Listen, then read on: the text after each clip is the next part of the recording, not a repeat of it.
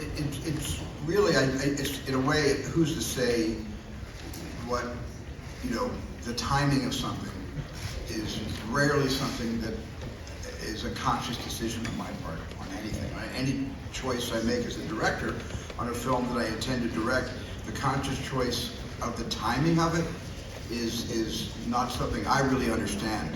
I just somehow felt in the middle of the pandemic, when I had more time sequestered in my home, in my house, with my family. Thank God my family was with me. But we weren't driving, we weren't going anywhere, and all I could really do was be with my grown kids, because some of them moved back into the house for the pandemic, my wife, and my dog. And I started just basically, that gave me the time to breathe, to take a big deep breath, and to kind of determine if there was one movie I haven't made yet that I would now have the time to make, what would that be? And it was the answer has always been with me all my life. I've always wanted to tell the story of my mother, my father, my sisters, and this kind of an amazing struggle between art and family. It's not something that it's not something I really think about, because I'm so influenced by so many movies from my own predecessors of the generation and several generations before mine. I know what it feels like to be influenced by art and storytelling. I know how good that feels.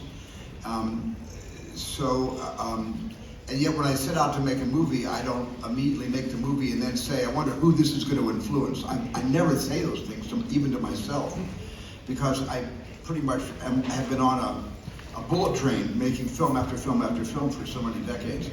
But I think your story is remarkable.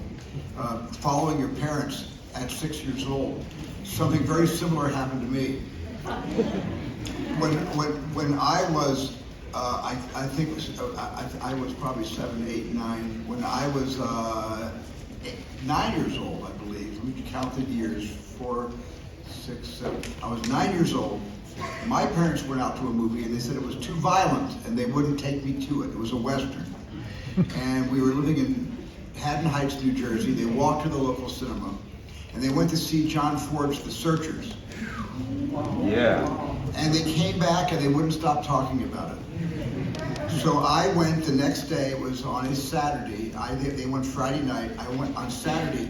I went into the petty change vase. We had like quarters, and I took out 2 quarters, and I walked I walked a mile and a half, like you, and I saw The Searchers unaccompanied, all by myself. And it was one of, I probably didn't understand the movie at 7 as well as or 9 or 8. I probably, when I saw the movie multiple times after that, I understood it better. But I know how it feels to be left behind, and then realizing that that's a film that I could have used my mom and dad helping to explain it to me as I was watching it. I never think about that as therapy, but when something rings a bell, often the subconscious bell that's being rung are traumatic things that have happened to all of us when we're young people, and get a chance to express that trauma through painting, or through music, or through design, or through filmmaking, or through writing books or short stories. I mean, all of that comes out in the wash, even if you don't intend it to. And I, obviously as a child, was very traumatized by the breakup of my family, and I'd be attracted to subjects like an Empire of the Sun, of a boy. A war separates a boy from his parents. He spends the entire time in a Japanese internment camp in China. I'm sure had my parents not gotten a divorce, I would not have chosen Empire of the Sun as a film to direct. So I think all of that is part of the gestalt that motivates all of us to make those key decisions about commitment. What do we commit to? And because when I commit to a movie, I'm committing to something, in a sense, for the rest of my life. Well, my mother played a great deal. My mom, as you know from the movie, the way Michelle Williams very accurately portrayed my mom, she was a very forthright, she celebrated life every day of her life. And my mom really believed in being reactive And by being reactive, she made a lot of decisions that were reactive decisions, but it's who she was. If she wanted to do something, she did it. If she wanted to jump in the army jeep and pile us all in to go look at the stars in the middle of the desert in Arizona, that would be her idea, and we would jump into the jeep, we'd go see the stars. I mean, and so in a sense, when my mom had this restaurant for all these years before she passed away, she would always say, when are you going to tell our story? My mom used to say, I've given you so much good material. When are you going to use that material? And during the pandemic, that was one of the things that crossed my mind. And I think the pandemic so scared me, the fear of, in the early stages of the pandemic, at the beginning of 2020, in April, when we all sort of went inside, didn't come out for a long time, I started thinking about mortality and aging, and I started thinking about the fact, in a way, the fear I felt about the pandemic gave me the courage to tell my personal story. I was so involved with 2 films back to back that were very personal for me in different ways. West Side Story, I wanted to make a musical my entire life. That's the greatest musical ever written for the Broadway stage. I didn't want to do anything. I had developed some original musicals, which I didn't care for. And then The Fabelmans happened quite spontaneously while I was still in post-production on West Side Story. Tony Kushner and I began to write The Fabelmans, and we shot The Fabelmans before West Side Story even came out. So those 2 films overlapped.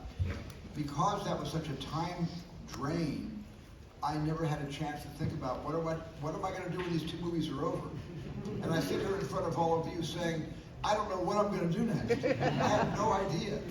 And it's kind of a nice feeling, and it's also a horrible feeling. It's nice that I can actually have control of my life again and make my own choices in my real life. But I need to work, and I love to work, and that's the biggest question I'm going to have for the rest of the year, trying to figure this out. And the most emotional movie I ever made, for a long time, was Schindler's List. But now the most emotional film I was ever involved in was The Fabelmans, which was very difficult for me because I was telling a story with a lot of funny parts, but with a lot of parts that were very traumatizing. And even in recreating those scenes, it was very, very hard to relive it. So that became maybe emotionally the most involved I was thus far making a film. Well, I'm not going to say get the fuck out of my office.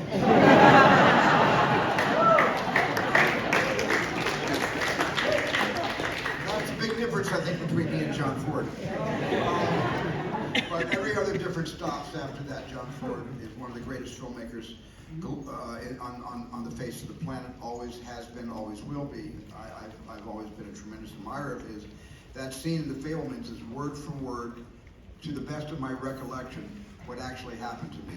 He said no more or no less than the words he speaks in that film. Because I've been telling the story to friends of mine for so many years, the dialogue is actually closer to my memory when that incident actually happened. So I think that might be the most accurate scene in the movie, word for word anyway.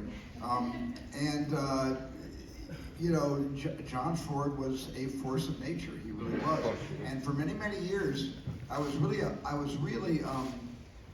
scared by what he said, and embarrassed by what he said, and shamed by what he said. And 20 years later, I realized that what he had actually done was giving me a tremendous gift.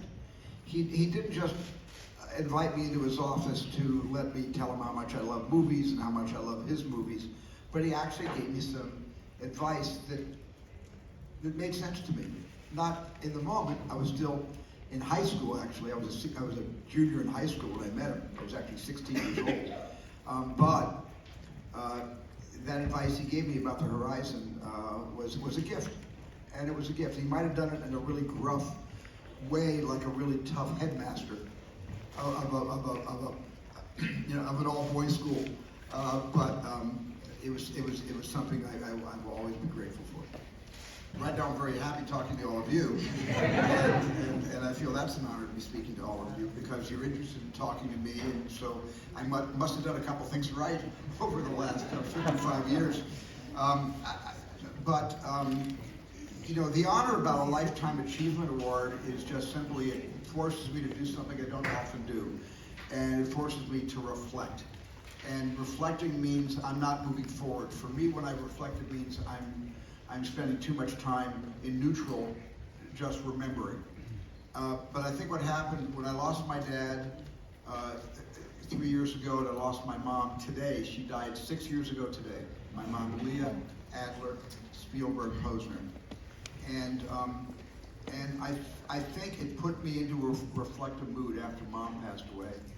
And my father was still living, but that's one of the things, combined with the extra time I had during COVID, to really do an accounting and do look back.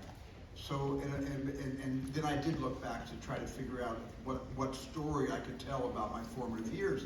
And that's in a sense what a Lifetime Achievement Award does. It sends you back into the past. Whether you want to go there or not, it makes you very reflective. And to be honored in Berlin, which is one of the most august, festivals in history, is a tremendous high point in my life. That's not up to me, thank goodness, because it's, I do what I do. I do what I know how to do. I know what I don't know how to do, which is 99% of everything I wish I could do. And the one thing I do very well, I'm very aware of that, and I sort of stuck with that.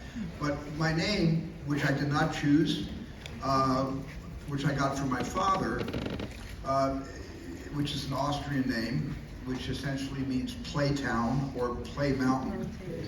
My first production company, when I was 13 years old, I was copying Paramount, and I called it Playmount Productions. And I even had a mountain on it. I was ripping off Paramount when I was like 13.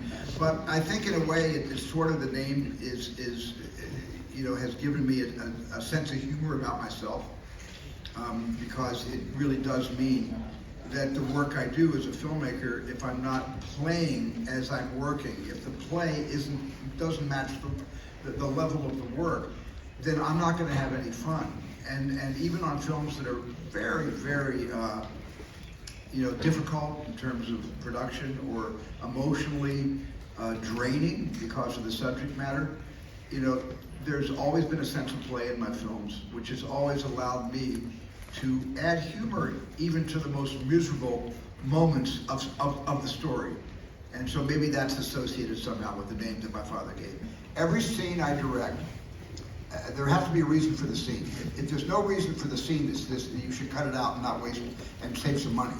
And that essentially means that I'm very focused on what is every scene saying, to make a whole based on the sum of many, many often disparate parts.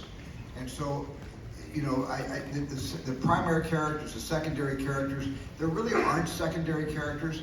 In every movie, every character makes a contribution to the telling of the story. And so there is no unimportant character in any story at all. And if there are unimportant characters, they shouldn't even be included in the script. So it's like building a painting. It's like building a picture based on tiles. You know how you tile things, and when you put 1,000 tiles together, they form one face. You've seen those portraitures of people's faces, and if you walk up to the portrait, there's tens of thousands of teeny portraits making up one large face. And that's what a movie really is for me. A movie is the sum of all of the details. And I always say, and I always say this to young film students, don't sweat the big stuff. That'll take care of itself. But you gotta sweat the small stuff.